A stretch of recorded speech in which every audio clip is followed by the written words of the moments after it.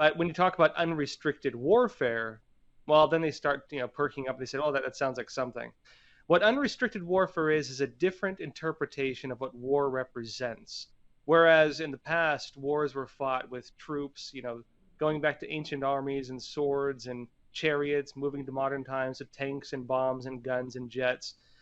The idea of unrestricted warfare is total war. It is the mobilization of an entire society, every single facet of society, and then mobilizing that just as you would, troops on a battlefield.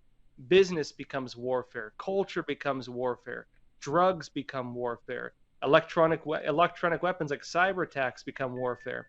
And as you mentioned, they directly talk about bio warfare and other things like that as well. Mm. How concerned are you about some kind of Red Dawn scenario in America? Well, they talk about it.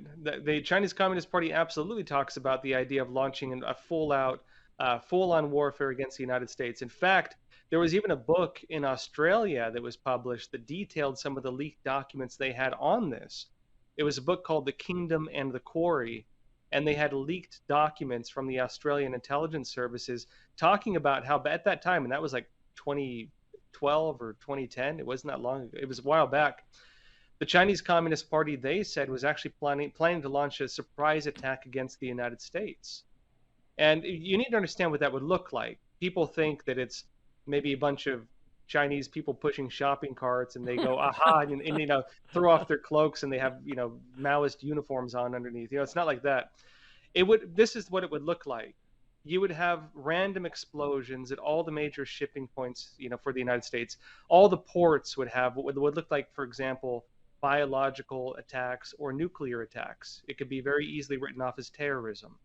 They would just roll them in the shipping, in the ports, and just do it from there.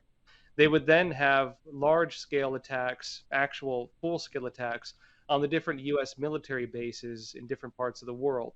You would also have a cyber attack against all the major critical infrastructure, and then to shut down the communications. And you would also have a high Earth orbit nuclear detonation. They call it a HEMP attack, which would fry the electronics across the whole United States. They have a program for this. In fact, it's called the Assassin's Mace program, where they detail this.